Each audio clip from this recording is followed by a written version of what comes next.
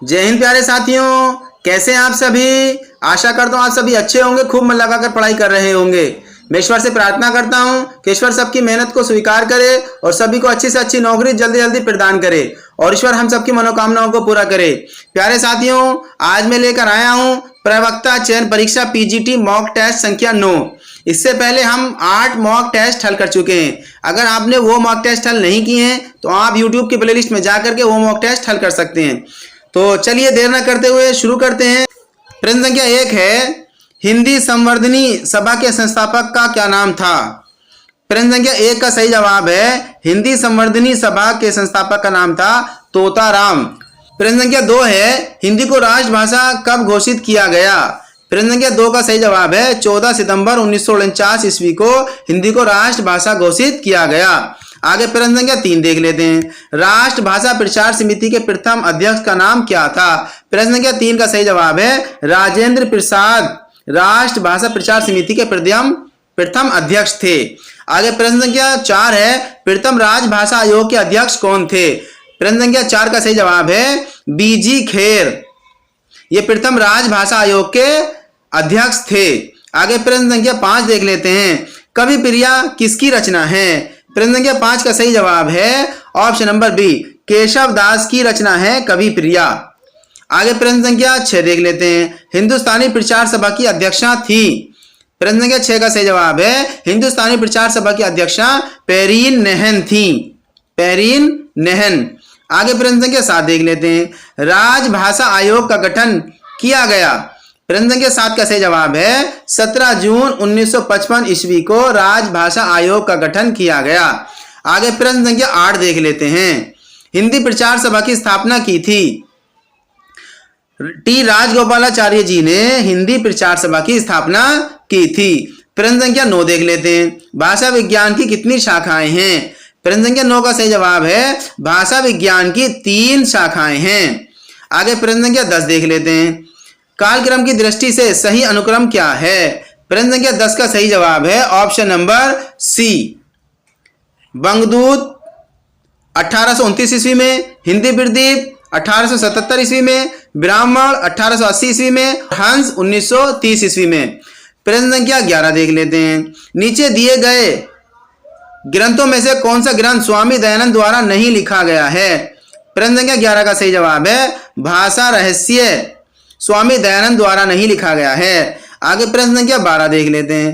प्राचीन गुरुकुल शिक्षा प्रणाली के आदर्श पर आर्य समाज द्वारा स्थापित एक प्रसिद्ध शिक्षा संस्थान है। प्रश्न संख्या 12 का सही जवाब है गुरुकुल कांगड़ी। आगे प्रश्न संख्या 13 देख लेते हैं। निम्नलिखित में अलंकारवादी आचार्य नहीं माना जाता है। वामन को अलंकारवादी आचार्य नहीं माना जाता है। प्रश्न संख्या 14 देख लेते हैं। किस आचार्य ने शब्द अलंकारों को अधम काव्य, अर्थ अलंकारों को मध्यम काव्य, गुणीभूत व्यंग को और ध्वनि को क्रम से उत्तम और उत्तमोत्तम कहा है। प्रश्न संख्या 14 का सही जवाब है ऑप्शन नंबर सी, मम्मट जी ने। आगे प्रश्न संख्या 15 देख लेते हैं। अर्धमागधी अपभ्रंश से किसका विकास हुआ है। प्रश्न संख्या 15 का सही जवाब है पूर्वी हिंदी का विकास जो है अर्धमागधी अपभ्रंश से हुआ है। आगे प्रश्न संख्या 16 देख लेते हैं। जनश्रुति के आधार पर किस आचार्य को रस का प्रवर्तक माना गया है। प्रश्न संख्या 16 का सही जवाब है नंदकेश्वर को जनश्रुति के आधार पर रस का प्रवर्तक माना गया है। प्रश्न संख्या 17 देख लेते हैं। विभाव अनुभाव व्यभाचारी संयोद रस निष्पत्ति का यह सूत्र किस आचार्य ने दिया है। यह सूत्र किसने दिया है, भरत ने। आगे प्रश्न संख्या 18 देख लेते हैं। स्थायी भावों की संख्या कितनी मानी जा सकती है। प्रश्न संख्या 18 का सही जवाब है ऑप्शन नंबर ए, जितने रस उतने ही स्थायी भाव, जितने रस उतने ही स्थायी भाव। प्रश्न संख्या 19 देख लेते हैं। रस को साहित्य का माना गया है। क्या माना गया है रस को साहित्य का। प्रश्न संख्या 19 का सही जवाब है फल माना गया है। रस को साहित्य का फल माना गया है। प्रश्न संख्या 20 देख लेते हैं। कालक्रम की दृष्टि से निम्नलिखित पत्रिकाओं का सही अनुक्रम क्या है। प्रश्न संख्या 20 का सही जवाब है option number B, Hindi Pradeep, Sudha, Rupabh, Kirti. Hindi Pradeep का जो काल है वो 1877, सुधा का 1920 और रूपाब का 1938 और कीर्ति का 1958 ईस्वी। प्रश्न संख्या 21 देख लेते हैं। भारतीय काव्य शास्त्र का संप्रदाय नहीं है। प्रश्न संख्या 21 का सही जवाब है भाव। भाव भारतीय काव्य शास्त्र का संप्रदाय नहीं है। आगे प्रश्न संख्या 22 है। साहित्य के लिए वाग्मय शब्द का प्रयोग किस भाषा में प्रयुक्त होता है? प्रश्न संख्या 22 का सही जवाब है ऑप्शन नंबर डी, संस्कृत में। आगे प्रश्न संख्या 23 देख लेते हैं। रस का अवयव नहीं है। प्रश्न संख्या 23 का सही जवाब है रस का अवयव क्या नहीं है? प्रतिभाव। आगे प्रश्न संख्या 24 देख लेते हैं। भामा विवरण के रचयिता हैं। प्रश्न संख्या 24 का सही जवाब है ऑप्शन नंबर डी, उद्भट भामा विवरण के रचयिता हैं। प्रश्न संख्या 25 देख लेते हैं। इनमें से कौन वैष्णव भक्ति का आचार्य नहीं है? प्रश्न संख्या 25 का सही जवाब है शंकराचार्य जो हैं वैष्णव भक्ति के आचार्य नहीं है। प्रश्न संख्या 26 देख लेते हैं। एक भारतीय आत्मा उपनाम से कौन संबंधित है? ये माखन लाल चतुर्वेदी हैं। आगे प्रश्न संख्या 27 देख लेते हैं।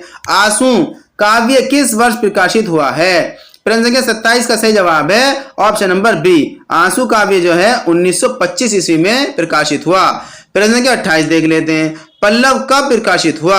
प्रश्न संख्या 28 का सही जवाब है 1928 ईस्वी में पल्लव प्रकाशित हुआ।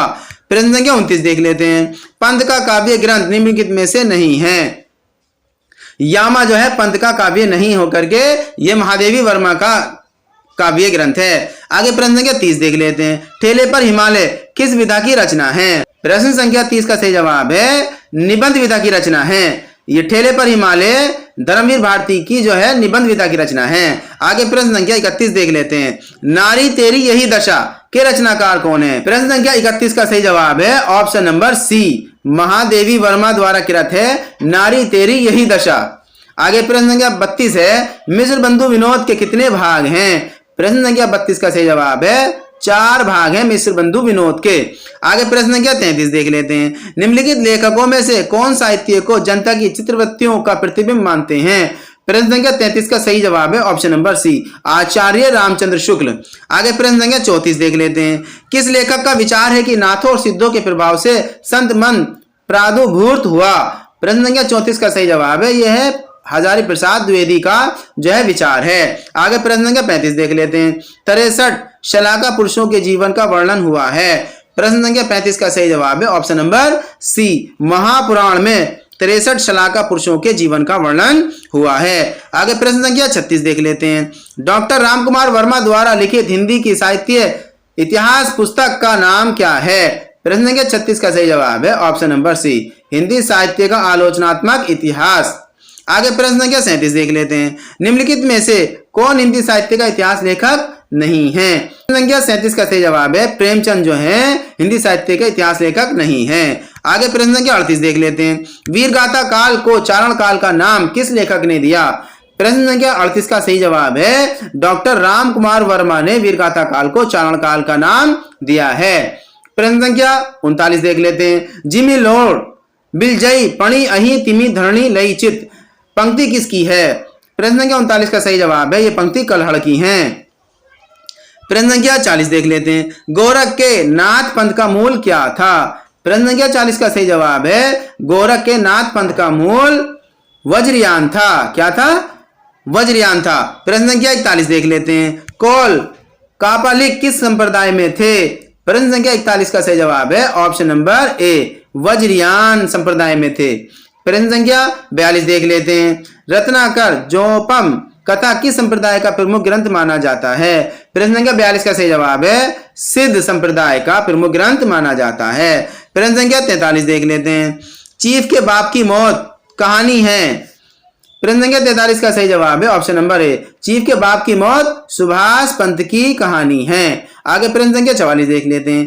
एक अदत औरत कहानी है। किसकी कहानी है? प्रश्न संख्या 44 का सही जवाब है एक अदत औरत ममता कालिया की कहानी है। आगे प्रश्न संख्या 45 देख लेते हैं। अंधे मोड़ से आगे। प्रश्न संख्या 45 का सही जवाब है ऑप्शन नंबर डी, ये कहानी है राजीव सेठ की।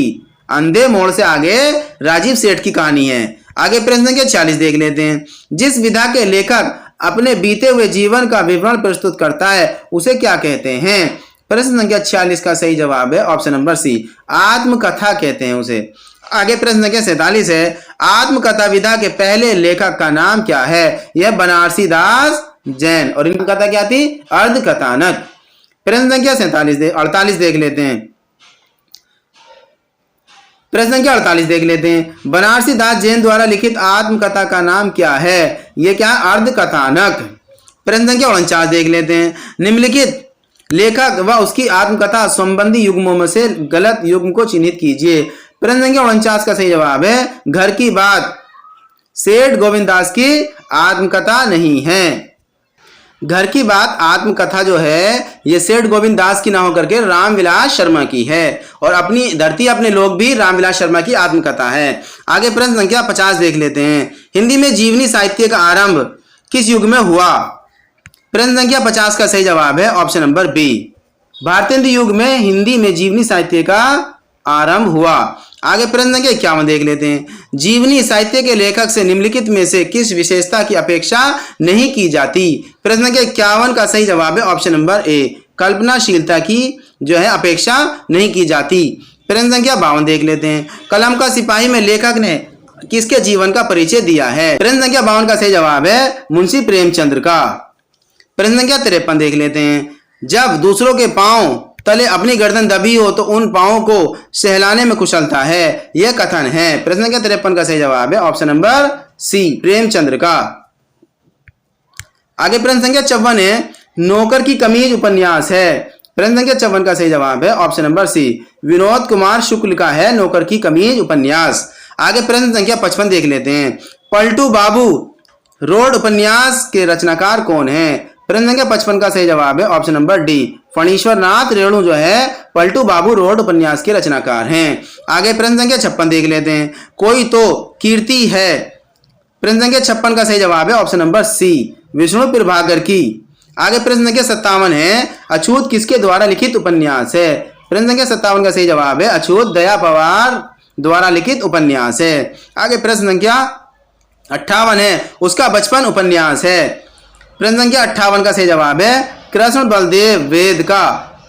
आगे प्रश्न संख्या 59 है, ब्रह्मभंग उपन्यास के रचयिता हैं। प्रश्न संख्या 59 का सही जवाब है देवेश ठाकुर। आगे प्रश्न संख्या 60 देख लेते हैं, बयां का घोंसला और सांप के लेखक हैं। प्रश्न संख्या 60 का सही जवाब है ऑप्शन नंबर ए, लक्ष्मी नारायण। प्रश्न संख्या 61 देख लेते हैं, 20 रानियों के बाइस्कोप उपन्यास हैं। प्रश्न संख्या 61 का सही जवाब है option number C, Rajkamal Chaudhary का। आगे प्रश्न संख्या 62 देख लेते हैं, आधा पुल उपन्यास के लेखक हैं। प्रश्न संख्या 62 का सही जवाब है आधा पुल उपन्यास के लेखक जगदीश चंद्र जी हैं। आगे प्रश्न संख्या 63 देख लेते हैं, निम्नलिखित में से कौन सा रस करुण रस का विरोधी है? प्रश्न संख्या 63 का सही जवाब है विभत्स रस जो है करुण रस का विरोधी है। आगे प्रश्न संख्या 64 देख लेते हैं, ध्वनि को काव्य की आत्मा मानकर ध्वनि संप्रदाय का प्रतिपादन किसने किया था?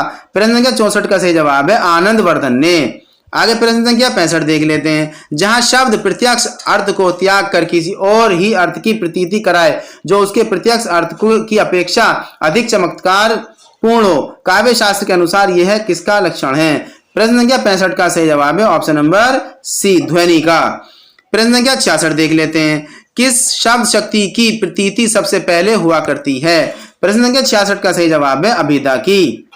आगे प्रश्न संख्या 67 देख लेते हैं, निर्वेद नामक स्थायी भाव से किस रस का परिपाक होता है? प्रश्न संख्या 67 का सही जवाब है शांत रस का। प्रश्न संख्या 68 है, सिंह की गर्जना या सांप की फुंकार किस रस का उद्दीपन विभाव है? प्रश्न संख्या 68 का सही जवाब है भयानक, भयानक उद्दीपन विभाव है। प्रश्न संख्या 69 देख लेते हैं, चारुचंद्र की चंचल किरणें में कौन सा अलंकार है? प्रश्न संख्या 69 का सही जवाब है वृत्यानुप्रास अलंकार है। आगे प्रश्न संख्या 70 है, जहां एक शब्द का भिन्न भिन्न अर्थों में प्रयोग हो वहां कौन सा अलंकार होता है? वहां यमक अलंकार होता है। आगे प्रश्न संख्या 71 देख लेते हैं, निम्नलिखित में से रीतिकाल का कौन सा कवि सबसे अधिक अलंकारवादी रहा है? प्रश्न संख्या 71 का सही जवाब है केशव दास जी। आगे प्रश्न संख्या 72 है, निम्नलिखित लक्षणों में से श्लेष अलंकार का लक्षण कौन सा है? प्रश्न संख्या 72 का सही जवाब है ऑप्शन नंबर बी, जहां एक शब्द के अलग अलग अर्थों में एक बार प्रयोग हो। प्रश्न संख्या 73 देख लेते हैं, भारत के राष्ट्रपति द्वारा राजभाषा आयोग एवं समिति के गठन के विषय में कौन सा अनुच्छेद गठित किया गया? प्रश्न संख्या 73 का सही जवाब है अनुच्छेद 344। आगे प्रश्न संख्या 74 है, प्रांतीय भाषाओं के लिए भारतीय संविधान में कहाँ प्रावधान है? प्रश्न संख्या 74 का सही जवाब है ऑप्शन नंबर सी, अनुच्छेद 345 से 347। प्रश्न संख्या 75 देख लेते हैं, नागरी लिपि कैसी लिपि है? प्रश्न संख्या 75 का सही जवाब है अक्षरात्मक लिपि है। आगे प्रश्न संख्या 76 है, देवनागरी लिपि क्या है? प्रश्न संख्या 76 का सही जवाब है ऑप्शन नंबर बी, वैज्ञानिक लिपि है। आगे प्रश्न संख्या 77 है, देवनागरी लिपि में स्वरों की संख्या मानी गई है। प्रश्न संख्या 77 का सही जवाब है देवनागरी लिपि में स्वरों की संख्या 12 मानी गई है। आगे प्रश्न संख्या 78 देख लेते हैं, शतम वर्ष किस भाषा का शब्द है? प्रश्न संख्या 78 का सही जवाब है option number C, Avesta. Avesta भाषा का शब्द है। आगे प्रश्न संख्या 79 देख लेते हैं, देवनागरी लिपि की वर्ण ध्वनि नहीं है। प्रश्न संख्या 79 का सही जवाब है ऑप्शन नंबर डी, ग्रीवा ध्वनि। आगे प्रश्न संख्या 80 है, शतम और कैंतुम किस संख्या के वाचक हैं? प्रश्न संख्या 80 का सही जवाब है 100। आगे प्रश्न संख्या 81 है, वर्ण पैलव को क्या कहते हैं? प्रश्न संख्या 81 का सही जवाब है वर्ण पैलव को अंतस्थ वर्ण कहते हैं। आगे प्रश्न संख्या 82 है, प्राकृत भाषा का अर्थ है। प्रश्न संख्या 82 का सही जवाब है संस्कृत के बाद की भाषा को क्या कहते हैं? प्राकृत भाषा। प्रश्न संख्या 83 देख लेते हैं, इनकी भाषा में शब्दों की बढ़ती मात्र नहीं, जितने शब्द और वाक्य हैं वे सब भाव व्यंजना के अर्थ ही प्रयुक्त हुए हैं। आचार्य रामचंद्र शुक्ल के ये शब्द किस कवि के लिए कहे गए हैं? प्रश्न संख्या 83 का सही जवाब है ऑप्शन नंबर बी, मतीराम जी के लिए कहे गए हैं। प्रश्न संख्या 84 देख लेते हैं, जयपुर नरेश महाराज प्रताप सिंह द्वारा किस कवि को कविराज शिरोमणि की उपाधि प्रदान की गई है? प्रश्न संख्या 84 का सही जवाब है ऑप्शन नंबर डी, पद्माकर को। आगे प्रश्न संख्या 85 देखते हैं, किस नरेश की आज्ञा से पद्माकर ने गणगौर के मेले का वर्णन किया? प्रश्न संख्या 85 का सही जवाब है उदयपुर के महाराणा भीम सिंह की आज्ञा से पद्माकर ने गणगौर के मेले का वर्णन किया। आगे प्रश्न संख्या 86 है, पद्माकर की कौन सी रचना भक्ति रस से पूर्ण वैराग्य प्रधान रचना है? प्रश्न संख्या 86 का सही जवाब है प्रबोध 50 रचना, जो भक्ति रस से पूर्ण वैराग्य प्रधान रचना है। आगे प्रश्न संख्या 87 देख लेते हैं, घनानंद निम्नलिखित में से किस श्रेणी के कवि थे? प्रश्न संख्या 87 का सही जवाब है रीति मुक्त कवि थे घनानंद। प्रश्न संख्या 88 देख लेते हैं, घनानंद किस रस के प्रमुख कवि थे?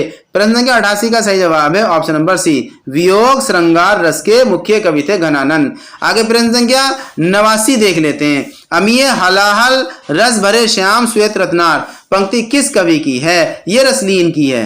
प्रश्न संख्या 89 का सही उत्तर है ऑप्शन नंबर डी, रसलीन। प्रश्न संख्या 90 देख लेते हैं, किस रीति मुक्त कवि ने सतसई की रचना की है? प्रश्न संख्या 90 का सही जवाब है ऑप्शन नंबर डी, किसी ने नहीं की है। सतसई की रचना किसी ने नहीं की है। आगे प्रश्न संख्या 91 देख लेते हैं, भूषण की रचना नहीं है। भूषण की रचना कौन सी नहीं है?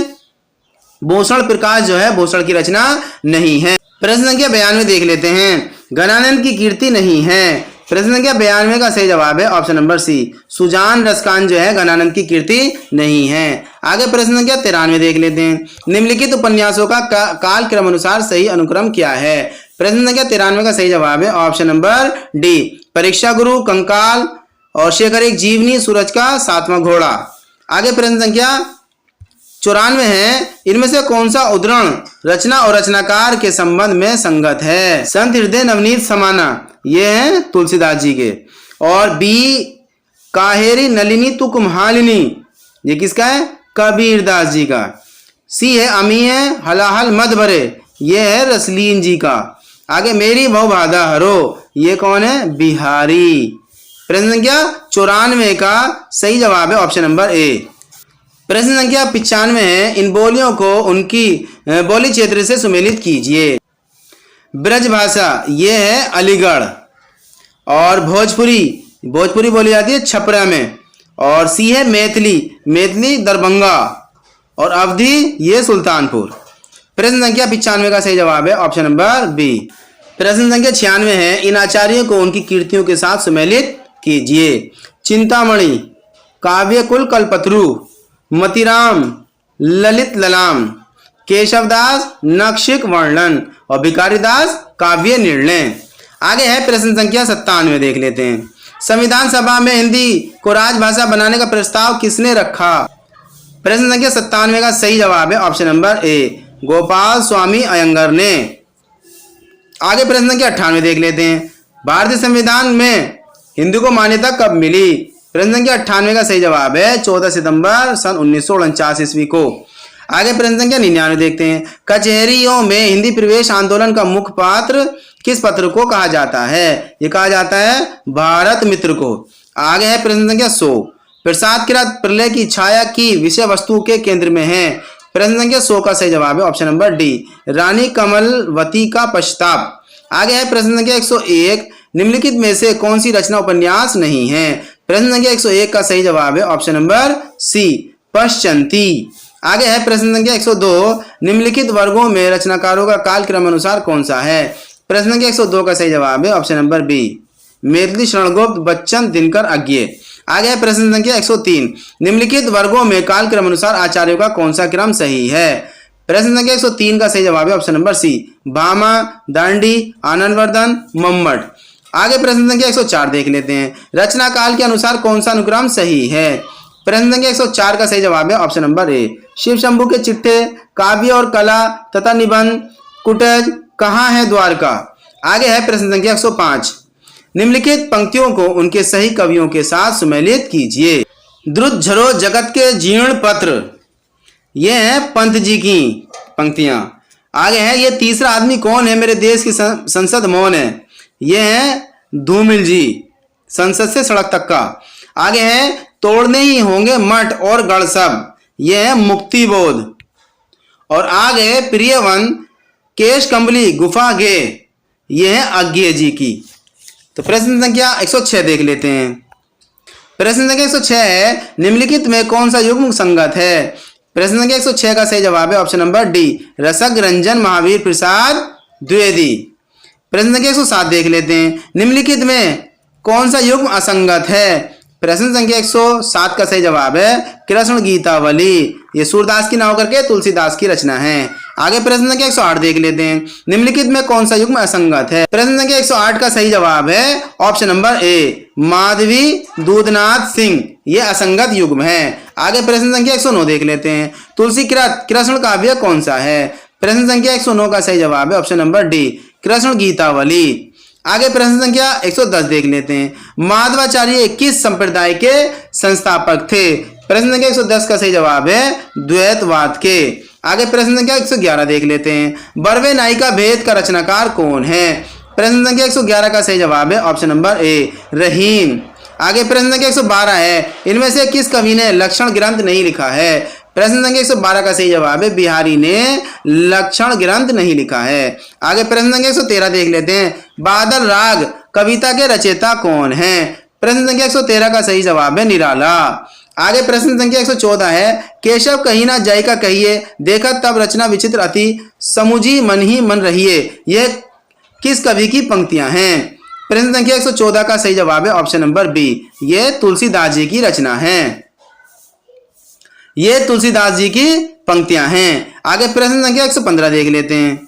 कोर्ट मार्शल नाटक समाज की किस समस्या पर आधारित है? प्रश्न संख्या 115 का सही जवाब है कोर्ट मार्शल नाटक समाज की जातिवाद समस्या पर आधारित है। आगे प्रश्न संख्या 116 देख लेते हैं। कुंदन को रंग फीको लगो, झलके अति अंगनी चरु गोराई, पंक्ति किस कवि की है? प्रश्न संख्या 116 का सही जवाब है ऑप्शन नंबर डी, मतीराम जी की। आगे प्रश्न संख्या 117 है पृथ्वीराज रासो के रचना विधान में सर्वाधिक विवादास्पद पक्ष है।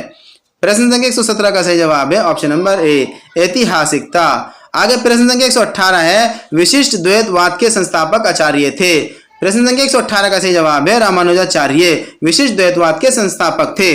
प्रश्न संख्या 119 देख लेते हैं। शुद्ध अद्वैत मत के प्रतिपादक आचार्य कौन है? प्रश्न संख्या 119 का सही जवाब है वल्लभाचार्य। आगे प्रश्न संख्या 120 देख लेते हैं। हिंदी प्रदेश में राम भक्ति आंदोलन का केंद्र था। प्रश्न संख्या 120 का सही जवाब है वाराणसी। आगे प्रश्न संख्या 121 देख लेते हैं। सिख पंथ के प्रवर्तक संत थे। प्रश्न संख्या 121 का सही जवाब है गुरु नानक। प्रश्न संख्या 122 देख लेते हैं। कबीर को भाषा का डिक्टेटर कहने वाले आलोचक का नाम क्या है? प्रश्न संख्या 122 का सही जवाब है ऑप्शन नंबर सी, आचार्य हजारी प्रसाद द्विवेदी। प्रश्न संख्या 123 देख लेते हैं। संत काव्य का प्रधान रस है? प्रश्न संख्या 123 का सही जवाब है संत काव्य का प्रधान रस शांत है। आगे प्रश्न संख्या 124 है सूफी प्रमुखानायक काव्यों का प्रतिपाद है। प्रश्न संख्या 124 का सही जवाब है सूफी मत का प्रचार। प्रश्न संख्या 125 देख लेते हैं जो इस प्रश्न पत्र का सबसे आखिर सवाल है। सूफी काव्य परंपरा की सर्वप्रमुख रचना है। प्रश्न संख्या 125 का सही जवाब है मधुमालती। तो प्यारे साथियों, इस तरह से हमने हिंदी पीजीटी प्रवक्ता चयन परीक्षा का मॉक टेस्ट संख्या 9 हल किया। आशा करता हूं आपने बहुत अच्छे से सॉल्व किया होगा, बहुत अच्छा जो है स्कोर भी प्राप्त किया होगा। भविष्य में इसी तरह के मॉक टेस्ट पाने के लिए आप हमारे चैनल को सब्सक्राइब करें, हमारे वीडियोस को लाइक करें और कमेंट करें। आप किस तरह के प्रैक्टिस सेट चाहते हैं? आप सुपर टेट के प्रैक्टिस सेट चाहते हैं, यूपी टेट के, सी टेट के, एनवीएस के, केवीएस के, डीएसएसबी के, और आप किस सब्जेक्ट पर जो है प्रैक्टिस सेट चाहते हैं और किस सब्जेक्ट पर आप वीडियो चाहते हैं, आप कमेंट बॉक्स में लिख सकते हैं। तो प्यारे साथियों, फिर मिलते हैं इससे भी एक शानदार वीडियो के साथ। तब तक के लिए बाय बाय, सी यू, जय हिंद, जय भारत।